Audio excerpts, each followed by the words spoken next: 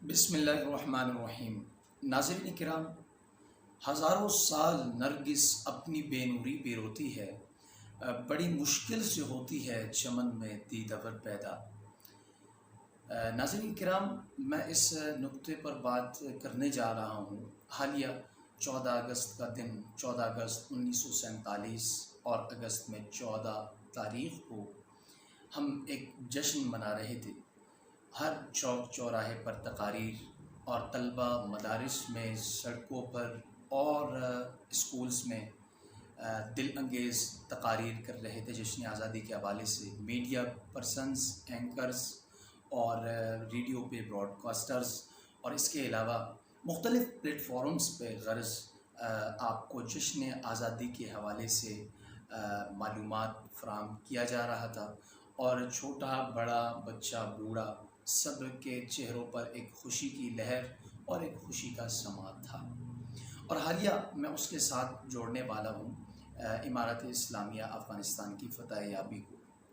سامعین کرام، جہاں مختلف فورمز کے اوپر آپ کو اس بارے میں مختلف آگہی دی جا رہی ہے کہ ایک تاریخ تھی اور یہ بہت سارے واقعات پیش آ گئے اور اس کے بعد جا کر ہمیں یہ ہدف حاصل ہو گئے۔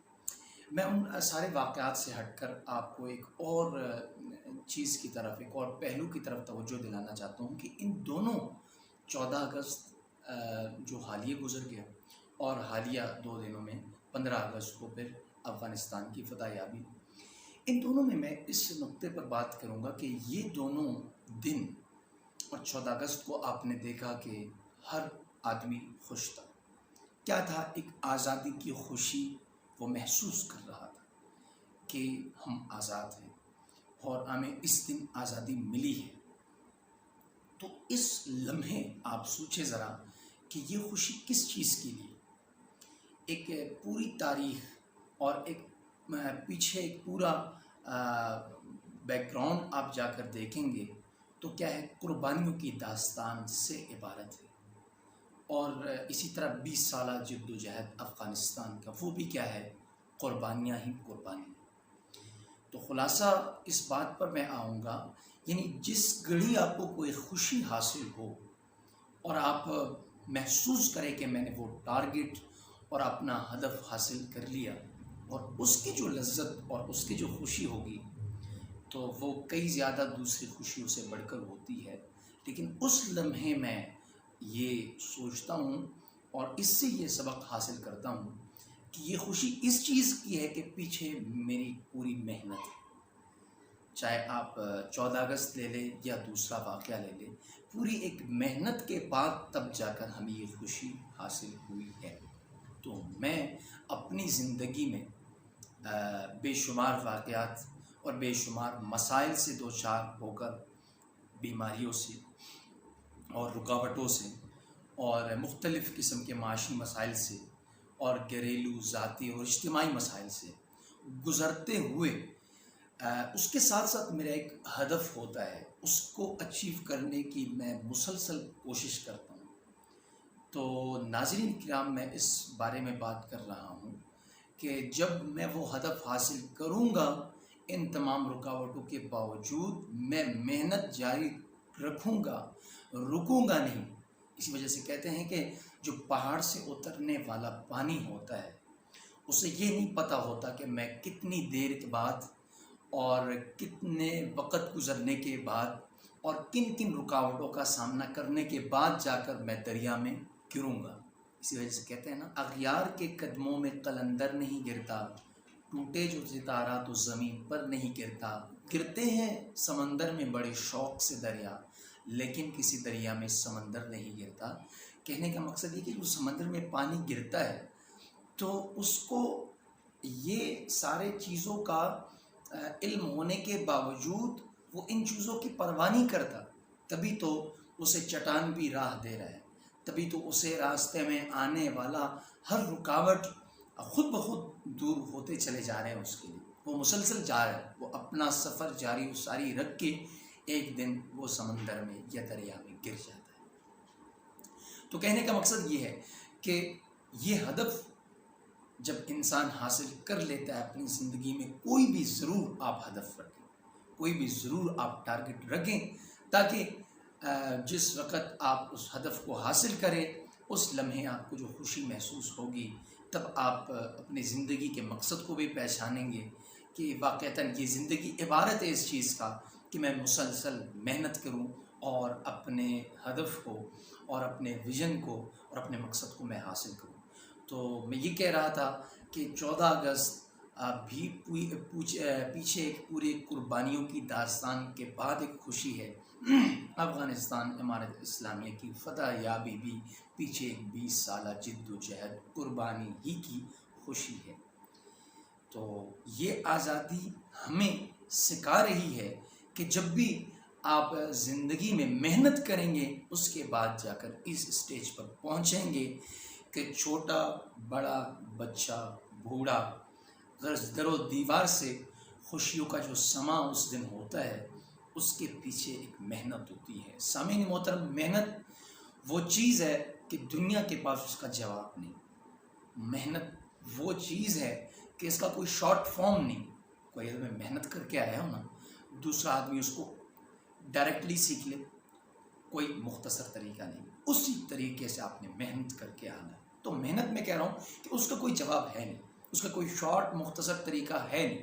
تو اس وجہ سے ہمیں زندگی میں محنت کرنا سیکھنا چاہیے کہ بعد میں ہمیں بھی چین اور آرام، یہ خوشی دیکھنا نصیب، یہ خوشی محسوس کرنا نصیب ہو۔ جو میں اور آج آپ 14 اگست آتے یہ خوشی مناتے ہیں، تو اس لمحے ذرا ہمیں دیکھنا چاہیے کہ اس خوشی کے پیچھے ہے کیا۔ بس میں اس کی طرف ذرا توجہ دینا چاہتا تو، اور اللہ تعالیٰ ہمیں قرآن میں بار بار اسی توجہ کی عادت بتا رہے ہیں کہ لعلہم یتفکرون۔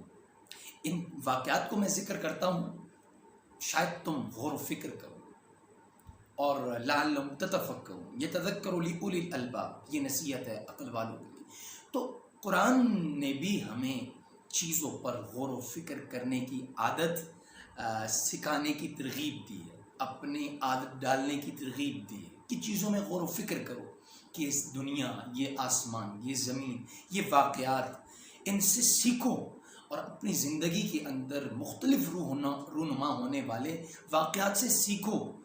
تو عرض کرنے کا مقصد یہ ہے کہ انسان اپنی زندگی سے تب سیکھتا ہے جب وہ ٹھوکر کھاتا ہے۔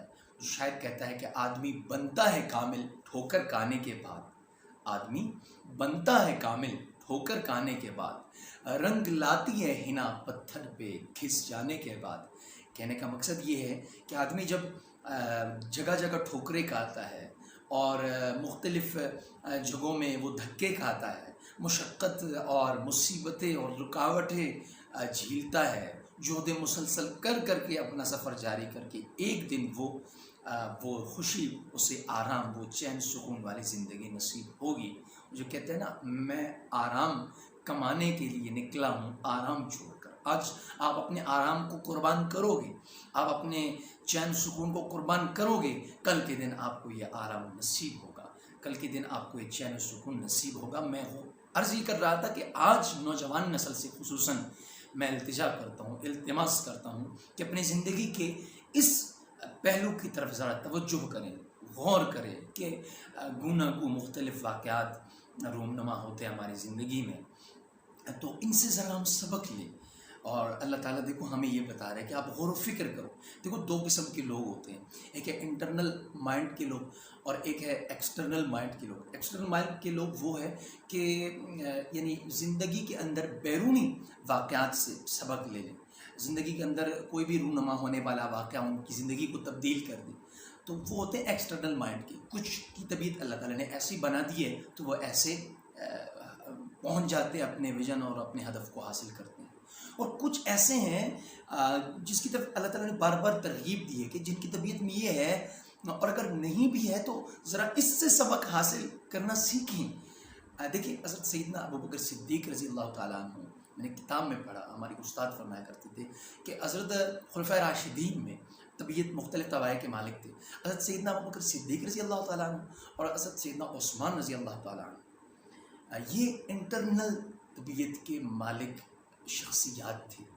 یہ کیا تھا کہ کسی چیز میں غور و فکر تدبر کر کے اس کے نتیجے تک پہنچتے تھے۔ مفکر جو ہم آج ورڈ استعمال کرتے ہیں.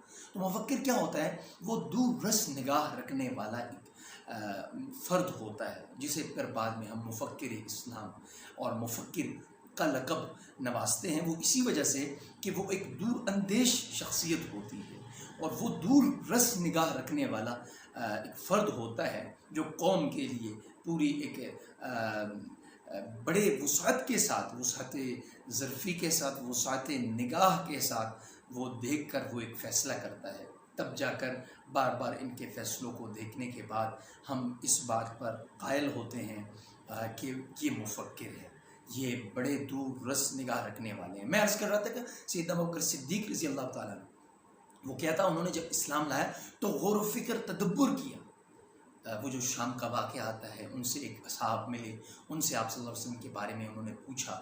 تو غرض یہ کہ وہ اپنے تدبر کے نتیجے میں، کوئی بیرونی واقعہ ان کی زندگی میں نہیں آیا جو ان کی زندگی کے رخ کو انہوں نے تبدیل کیا اور انہوں نے اسلام لایا. اور حضرت سیدنا عمر رضی اللہ تعالیٰ عنہ یہ ایکسٹرنل طبیعت کے مالک تھے. چنانچہ دیکھیں حضرت سیدنا عمر فاروق رضی اللہ عنہ جا رہے ہیں کس غرض سے؟ اسلام سے قبل، اور پتہ چلتا ہے کہ بہن اور بہنوں اسلام لے کر آئے ہیں تو فوراً گھر کا رخ کرتے ہیں اور کایا پلٹ جاتا ہے. تو بیرونی ایک واقعہ. تو عرض یہ کر رہا تھا کہ انسان دو قسم کے ہوتے ہیں، ایک ایکسٹرنل طبیعت کے مالک اور ایک انٹرنل. تو انٹرنل کے بارے میں اللہ تعالیٰ نے ترغیب دی ہے. جو انٹرنل مائنڈ کے افراد ہوتے ہیں، اور وہ ہونا چاہیے کسی بھی چیز کے بارے میں اپنے غور و فکر کرنا ہے، اپنا انٹرنل دیکھنا ہے، مطالعہ کرنا ہے، اسٹڈی کرنا ہے کہ یہ کیسا ہے، اور تجزیہ کر کے ایک نتیجے تک پہنچنا ہے. ہمیں اپنی زندگی میں انٹرنل سوچ کی آج ضرورت ہے کہ ہم گو پیش آنے والے واقعات سے سوچیں اور سبق لیں اور اپنی زندگی کو آگے ترقی کی شاہراہ پر گامزن کریں. میں اس شعر پر بات ختم کرنا چاہتا ہوں کہ مٹا دو اپنی ہستی کو، اگر کچھ مرتبہ چاہو مٹا دو اپنی ہستی کو.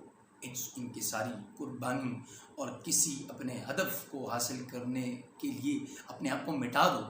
اور بتایا کہ دانہ خاک میں مل کر گلے گلزار بنتا ہے. دانہ پہلے خاک میں مل جاتا ہے، اس کے بعد جا کر ہرا بھرا ایک درخت ہوتا ہے اور ٹھنڈی اس کی چھاؤ ہوتی ہے. چنانچہ حیوانات بھی اس سے فائدہ اٹھاتے ہیں، انسان بھی اس سے فائدہ اٹھاتے ہیں.